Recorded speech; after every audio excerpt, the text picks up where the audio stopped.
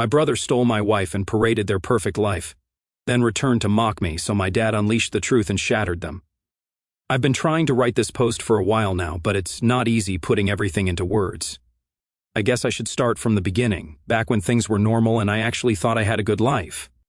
So a year ago, I, 32, male, was living what I thought was pretty much the perfect life with my wife Sarah, 30, female. We'd been married for 5 years at that point, had our own house. Nothing fancy, but it was ours, you know. We even had this amazing Maine Coon cat named Lumi who Sarah gave me for our first anniversary. Man, that cat is something else. Pure white fur, super intelligent, and definitely thinks she runs the household. Let's be real. She does. I work in software development, not making crazy Silicon Valley money or anything, but enough that we were comfortable. Sarah was a kindergarten teacher at this really nice school about 20 minutes from our place. She was really good at her job, too. Parents would specifically request to have their kids in her class. Every day she'd come home with these hilarious stories about what the kids did or said. We'd sit at dinner and just laugh about all the weird things that happened in her classroom. We had this whole routine that just worked, you know? Mornings were our thing. We'd get up early and have coffee together before work. Sarah would do this thing where she'd steal my coffee when she thought I wasn't looking, even though she had her own right in front of her. She said mine always tasted better for some reason. Weekends were for sleeping in. Well, trying to. Lumi had other ideas about breakfast time, making pancakes and just doing normal couple stuff. My older brother Jake, 35, male, was around a lot too. He worked at this big investment firm downtown, always showing up in these expensive suits and that stupid Mercedes he wouldn't shut up about. Mom and Dad basically thought he was God's gift to the family business. Dad owns this pretty successful construction company that Jake helped manage the finances for. Everyone was always talking about how successful Jake was, how smart he was with money, how he was really making something of himself.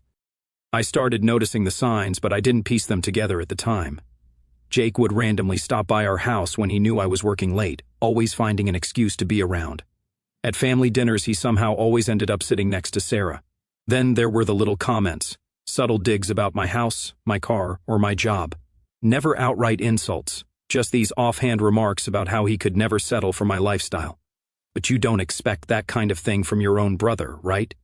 And every time he said something, Sarah would just roll her eyes and cuddle closer to me, so I figured everything was fine.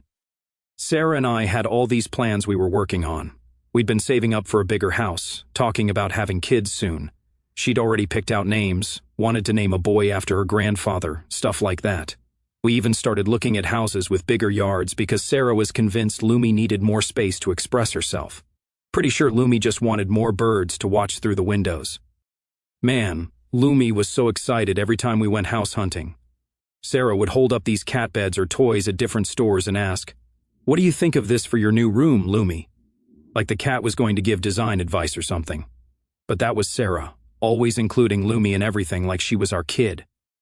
I really thought we had it all figured out. Good jobs, nice house, plans for the future, amazing cat. What more could you want, right? Sarah seemed happy too. We still did date nights every month, still cuddled on the couch watching movies with Lumi sprawled across both our laps. She still kissed me goodbye every morning and sent me random texts during the day just to say she loved me. I know this probably sounds super boring to most people. No crazy parties or exotic vacations or anything, just normal life stuff. But I liked it. I liked coming home to Sarah and Lumi, liked our little routines, liked planning our future together, liked that Sarah seemed to want the same things I did. Yeah, Jake would make comments sometimes about how I needed to think bigger or take more risks like him, but I had everything I wanted. But funny how fast things can change, how people you trust completely can just, but I'm getting ahead of myself. That was my life a year ago, normal, happy, stable. The calm before everything went to hell, I guess. So remember how I mentioned those monthly date nights with Sarah? We had this favorite Italian place called Romano's. Nothing super fancy, but the food was amazing and they knew us there. The owner, Mario, would always save our table and bring out this special garlic bread Sarah loved. That night started normal enough. I got to Romano's early because I wanted to surprise Sarah with flowers. She'd had a rough week at work dealing with some angry parent. I remember being kind of excited because I'd also found this little cat-shaped keychain that looked exactly like Lumi, and I knew Sarah would love it. I was walking to our usual table when I saw them, Jake and Sarah, sitting in this corner booth. At first, my brain didn't process what I was seeing. Like maybe they ran into each other, maybe they were planning something for my birthday. But nah, the way they were sitting, how close they were. Jake's hand was on hers, and Sarah was looking at him with this expression I used to think was just for me. I just stood there, locked in place, watching my brother and my wife look at each other the way she used to look at me. They didn't even notice me at first, just sitting there all cozy, laughing about something. Then Sarah looked up and saw me standing there with these stupid flowers in my hand. "You guys want to know what she did?" She smiled. Not even an embarrassed smile or a guilty smile. Just this casual smile, like she'd been waiting for me to find out. And Jake, this piece of work, actually said, and I swear I'm not making this up, "Oh, hey bro, we were wondering when you'd figure it out. Like this was some kind of game or something." I just stood there for a minute, probably looking like an idiot. Then Jake goes, "Come on, you had to know Sarah was too good for your lifestyle." And that's when it really sunk in. This wasn't just about Sarah. This wasn't even just about betrayal. This was about disrespect. It wasn't enough for Jake to have more money, a flashier car, or Dad's approval. He had to take my wife. And not just take her. He wanted me to see it, to know that he could step into my life, take what was mine, and win. He wasn't just trying to steal Sarah, he was trying to erase me. My fists clenched so tight I felt my nails dig into my palms. My own brother, the guy who was supposed to have my back, had looked at my life and decided he was entitled to it. And Sarah, she didn't just let it happen. She went along with it like I was nothing, like I never mattered. Every guy knows there's a line you don't cross. You don't mess with your brother's girl. You don't tear down your own blood just to prove a point. But Jake? Jake never believed in lines, not when it came to me. I'm not proud of what I did next, but in that moment I completely lost it. The betrayal, the smugness, the way they sat there so casually like they hadn't just destroyed my life. It all hit me at once. I don't even remember what I yelled, just that my voice was shaking with rage. My hands were clenched so tight my nails dug into my palms, but it wasn't enough. I needed to do something. So I swiped my arm across the table, knocking over their fancy bottle of wine. Some overpriced crap Jake probably bought with company money. Glass shattered, red wine spilled across the table like blood, and suddenly the whole restaurant was staring. Jake shot up from his seat, acting all indignant like I was the problem here. He stepped toward me, running his mouth about how I was overreacting, how Sarah had chosen him, like that made it okay. Something in me just snapped. I lunged at him, shoving him so hard he stumbled into a chair. For a second, he actually looked scared. But before I could do anything else, the staff was between us, pulling me back, telling me to calm down, like I was the one who had started this. And Sarah? She didn't flinch, didn't defend me, didn't even look guilty. She just sat there, arms crossed, lips pressed in that irritated way she did when I forgot to take the trash out. Like I was ruining her evening, like this wasn't my entire life crashing down around me. That's when it hit me. She wasn't sorry. Neither of them were. I left and drove home. Couldn't even think straight. Lumi knew something was wrong the second I walked in. She's scary smart like that. Just followed me around the house meowing while I paced and tried to figure out what to do. Sarah didn't come home that night, or the next night, or ever again, actually. Went straight to Jake's place. Guess they'd been planning this for a while. The next day I got these texts that I still have saved because sometimes I need to remind myself I'm not crazy. "Jake, look man, these things happen, Sarah, and I have a real connection. You're my brother and all, but you gotta admit she deserves better than your basic 9-to-5 life. No hard feelings. Sarah, I was going to tell you eventually. Jake and I just clicked. He has ambition, goals. All you care about is your little programming job. And that cat, I need more than that." Then they both started calling and texting, trying to explain how they didn't mean for this to happen and how sometimes love just finds you and all this other BS. Jake even had the nerve to say bros, before hose doesn't apply when it's true love, right? I didn't respond to any of it. Just sat on my couch with Lumi in my lap, trying to process how my life had just completely fallen apart. The worst part wasn't that I lost Sarah. It wasn't even that Jake had her. It was that I felt small, like I'd let this happen, like I wasn't enough, not for Sarah, not for my own family. And that feeling burned more than anything. The next few weeks were a mess. Sarah came by when I was at work and took a bunch of her stuff. She tried to take Lumi too, but my neighbor, shout out to Mrs. Chen, real MVP, saw what was happening and called me. I rushed home and Sarah was literally trying to get Lumi into a carrier while my cat was having none of it. I lost it again. Told Sarah she could take whatever else she wanted, but Lumi was my cat. Her anniversary gift to me, registered in my name, all vet records in my name. She actually tried to argue that she picked Lumi out, so technically the cat was hers. Yeah, no, that was my line in the sand. Meanwhile, Jake kept showing up at my work, trying to explain things, saying stuff like "you'll thank me later," and Sarah was always meant for someone like me. Someone like him? What does that even mean? A lying, cheating dirtbag who steals his brother's wife. The worst part, some of my family actually took their side. Mom was upset, but kept saying stuff like, "Well, you know how Jake is, like that made it okay." Dad was more concerned about how this would affect the business than how I was doing. Only my sister Katie straight up told Jake he was dead to her. But even with Katie in my corner, I wasn't prepared for what came next. The divorce was a complete nightmare. Sarah hired this aggressive lawyer who tried to take everything, half my savings, my car, which I bought before we even met, and even tried to argue she deserved money for contributing to my career growth because she supported me emotionally while I got promotions. Like, what? The worst part was how they tried to get Lumi. Sarah's lawyer actually argued in court that since Sarah picked out Lumi, she had emotional ownership or some garbage like that. The judge shut that down real quick when I showed all the vet records, registration papers, and proof that Lumi was a gift to me. Should have seen Sarah's face when she realized she couldn't take my cat. First time her perfect little act cracked. Jake was there at every court meeting, sitting right behind Sarah like some kind of bodyguard in his expensive suits. He kept trying to talk to me in the hallways, saying stuff like, "Come on, man, let's be reasonable here, and you're still my brother, we can work this out," like he actually thought I'd want anything to do with him after what he did. While all this was happening, they started posting all over Instagram and Facebook about their amazing love story, and how sometimes the heart wants what it wants. Jake even posted this long thing about how true love means taking risks and tagged Sarah in it. Made me want to throw my phone across the room. Lumi actually knocked it out of my hands once when I was getting too worked up reading their stuff, like she knew it wasn't good for me. The divorce finally got settled after 2 months of back and forth. I kept the house. I bought it before marriage with my own savings, my car, and obviously Lumi. Sarah got her car and whatever she'd already taken from the house. She tried to argue for more, but her lawyer finally told her she didn't have a case. Here's where it starts getting good though. Remember how Jake worked at Dad's construction company handling all the finances? Well, right after the divorce was final, they posted all these vacation photos from the Maldives.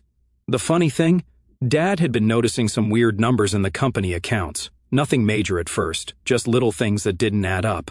But these vacation posts made him look closer. Why? Because the trip they were bragging about cost more than Jake's yearly salary. Meanwhile, I was actually doing okay. I stopped visiting the family house. I focused on work, got a promotion. Because turns out when you're not dealing with a cheating wife and backstabbing brother, you can actually get stuff done. Lumi and I got into this routine. Morning cuddles, work from home some days. She loves lying on my keyboard during Zoom meetings. Evening walks around the neighborhood where she follows me like a dog. My sister Katie started coming over more too. She's the only one in the family who completely cut Jake off. She and Lumi became best buddies. Pretty sure my cat likes her better than me sometimes. Katie would bring over takeout and we'd just hang out, her playing with Lumi while telling me all the family gossip I was missing. That's when we started hearing stuff about Jake at work.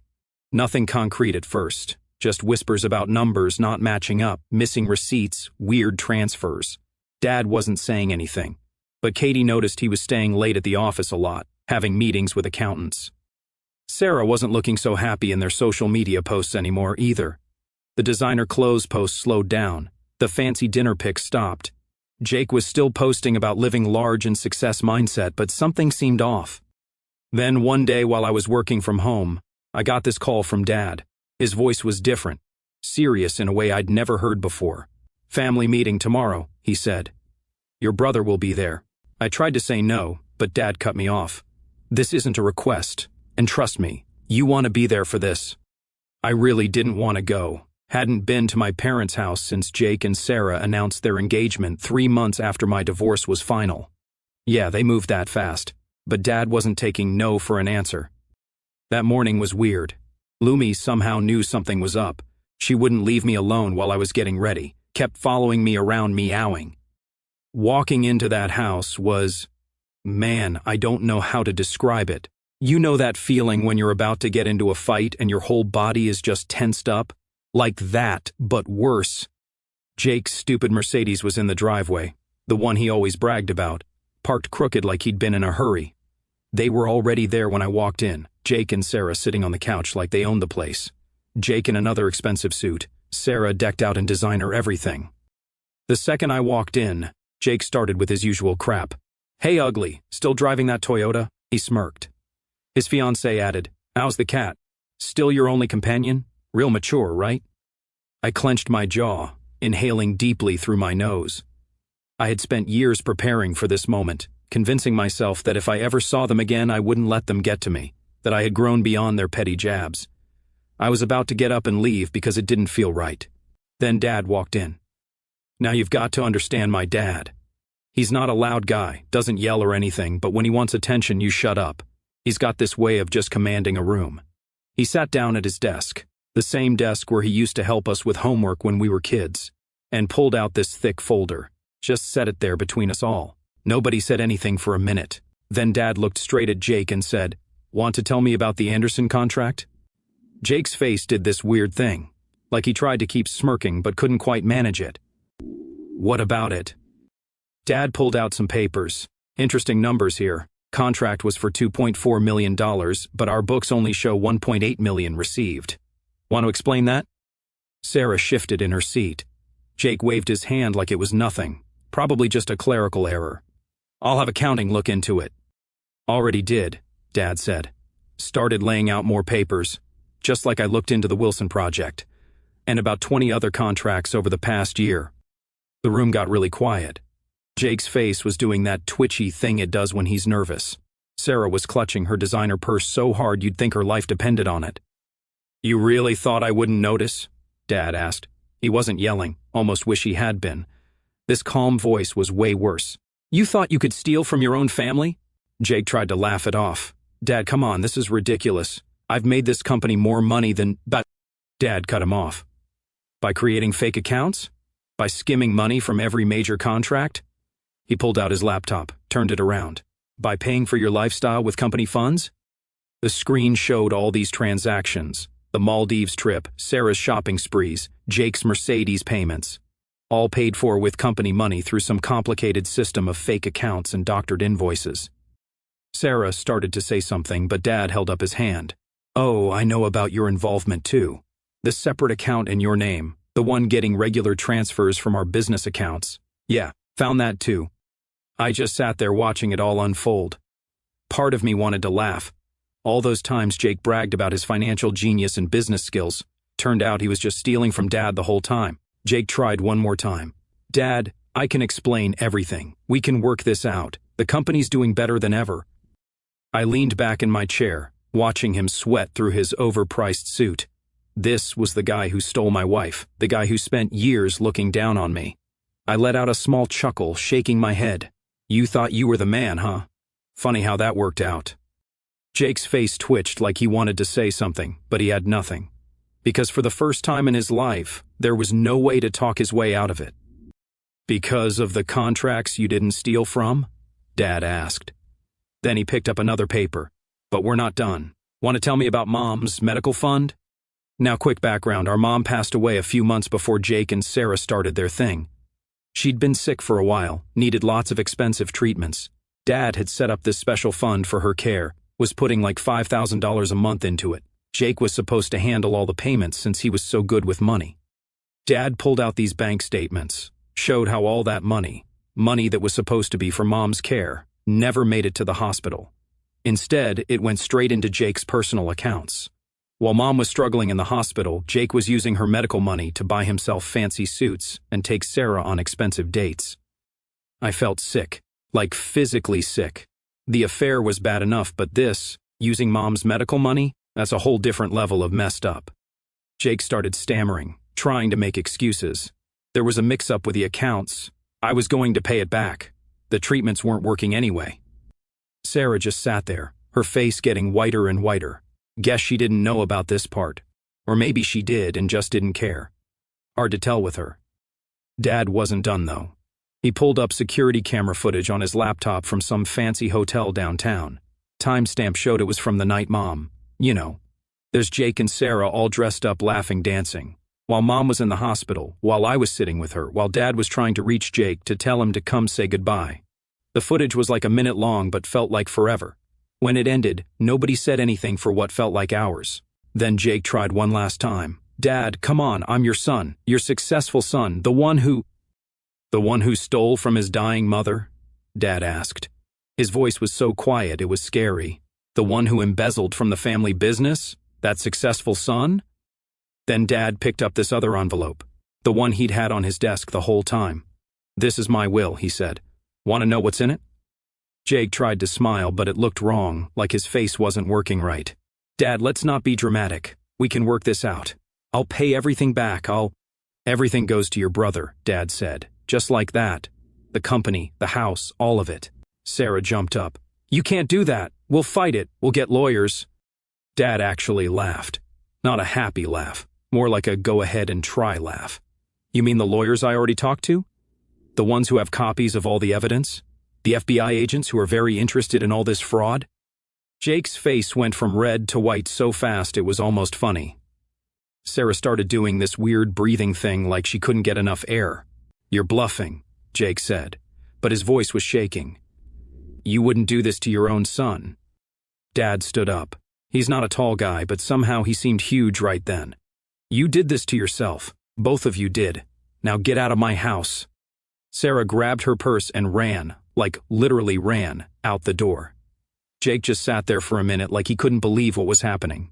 Then he looked at me, actually tried to say something, but Dad cut him off. If you ever come near this family again, Dad said, I'll make sure you spend the next 20 years in prison. Now get out. Jake left. I stayed sitting there trying to process everything. Dad just started putting all the papers back in their folders, calm as could be, like he hadn't just destroyed Jake's whole fake life in less than an hour. When I got home that night, Lumi was waiting by the door, like she always does. Jumped right into my lap when I sat down, purring like crazy. I felt somehow my rights were coming back, but the fallout was harsh. The first thing that changed was Jake's job. Obviously, Dad didn't just fire him. He had the company lawyers report everything to the authorities. Turns out stealing company money and messing with medical funds is pretty illegal. Who knew, right? Jake tried to play it off at first, kept posting on LinkedIn about exciting new opportunities and time for a change. But everyone at the company knew what really happened. Word gets around fast in the construction business, and Dad didn't try to hide why Jake was gone. The Mercedes disappeared first. Guess when you're buying cars with stolen money, the bank doesn't let you keep them. Sarah posted this long rant on Facebook about how they were choosing to simplify their lifestyle and how material things don't matter when you have true love. Yeah, sure. Their fancy house was next. They'd bought it right after getting together, way bigger than they could actually afford. But Jake had been stealing enough to cover it. Now the bank took it back. They had to move into some small apartment across town. The real fun started when the FBI got involved. Remember all that evidence Dad had? Yeah, turned out the feds were very interested in how Jake had been moving money around. They showed up at his new apartment with a search warrant and everything. My sister Katie, still the best sister ever, works at a coffee shop near their apartment and saw the whole thing. Said Jake was trying to argue with the FBI agents while Sarah just stood there crying. But she got it all on video, not posting it here for legal reasons.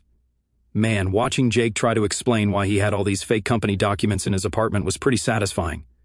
Their friends started disappearing too. All those people who'd sided with them during the affair, who'd posted supportive comments about their true love, suddenly they were nowhere to be found. Funny how people disappear when you can't buy them expensive dinners anymore. About a month after everything went down, Sarah suddenly reached out, sending this long rambling message about how she never knew about the stealing and was just as much a victim as anyone. By then, word had gotten around that I was named in Dad's will, inheriting a significant share of the business, and suddenly the same woman who had torn my life apart wanted to talk. She didn't say it outright, but the subtext was obvious. I messed up, but maybe we can work things out. I didn't even bother responding. But I did send her a picture of Lumi sleeping on my desk at the company office. Yeah, Dad made me head of finance after Jake left. My cat's living a better life than both of them now, and honestly, that feels like perfect justice.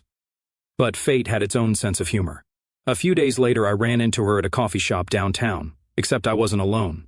I was with someone new, and she was everything Sarah wasn't. Sarah froze when she saw us. Her eyes flicked between me and the woman laughing at something I said, and for the first time since she left, she looked unsure. I made eye contact with her, held it for just a second, then turned back to my date like she didn't exist. That's when I knew she finally got it. She wasn't special. She was just a mistake I grew past. Then Jake got arrested 2 weeks ago, looking at serious time like decades. His lawyer keeps trying to make deals, but the evidence is pretty solid. Turns out Jake wasn't as smart with computers as he thought. The FBI found everything. Sarah filed for divorce the day after Jake's arrest, posted this whole thing on Facebook about being betrayed and how she was healing from trauma. Conveniently forgot to mention all the designer stuff she bought with stolen money. She's moved back in with her parents. Karma's funny like that. About 2 weeks after Jake went to jail, I got this call from a number I didn't recognize. Almost didn't answer it, but something told me I should. It was from the county jail. Jake's voice was different. Gone was that smug better-than-you tone. He sounded small, broken even. First thing he said was, "I really messed up, didn't I?" I just sat there petting Lumi, who was in my lap as usual, trying to figure out what to say. Finally went with, "Yeah, you did." That's when he started crying. Actually crying. Said he was sorry, that he never meant for things to go this far, that he just got caught up in trying to prove he was successful. Started talking about Mom, how he thinks about her every night in his cell. I let him talk. Pretty sure he'd been practicing this speech for days. When he finally finished, you know what I said? The same thing he said to me that night at Romano's. "Well, this is awkward." Then, I hung up. His lawyer called the next day, tried to convince me to speak up for Jake at his sentencing. Said something about family bonds and second chances. I just laughed and hung up again. Dad's lawyer says Jake's looking at 15 to 20 years minimum. The fraud stuff was bad enough, but stealing from Mom's medical fund, that's what really got the prosecutors angry. Turns out judges don't like it when you steal money meant for your dying mother's care. Sarah tried to play innocent at first. Changed her last name back, deleted all their photos together, told everyone who'd listen that she had no idea about the stealing. But the FBI found emails where she was helping Jake move money around. Her trial's next month, and from what the lawyers say, she's not looking at a fun time either. Meanwhile, my life's actually gotten pretty good. The company's doing better than ever. Amazing what happens when nobody's stealing millions from it. Dad's been teaching me everything about running things, and turns out I actually like it. Numbers make sense when they're real. Bought a new house too. Nothing crazy fancy like Jake and Sarah's place, but it's perfect for me and Lumi. It has this huge window in the living room that she loves. She spends hours watching birds and judging me for not catching them for her. Life's been good though. I've even started dating again. Nothing too serious yet, but it's nice to be with someone who doesn't come with betrayal and a hidden agenda. Katie, still the best sister ever, comes over all the time with her kids. My niece is obsessed with Lumi, always bringing her new toys and treats. Lumi pretends she's too good for them, but then plays with everything the second they leave. Classic cat move. Dad's doing great. Actually smiles more now that all the drama's over. He's talking about retiring soon, letting me take over completely, says the company needs young blood who actually understands ethics. Pretty sure he was making a dig at Jake there. Mom would have liked how things turned out, I think. She always said honesty was more important than success. Guess she was right about that, like she was about most things. I still think about everything sometimes, about how Jake and Sarah thought they were so smart, so above everyone else, about how they treated me like I was nothing because I was happy with a normal life, about all the times they made me feel small. But sitting here in my office, watching Lumi chase a sunbeam across my desk while I run the company Jake always bragged about carrying, I realized something.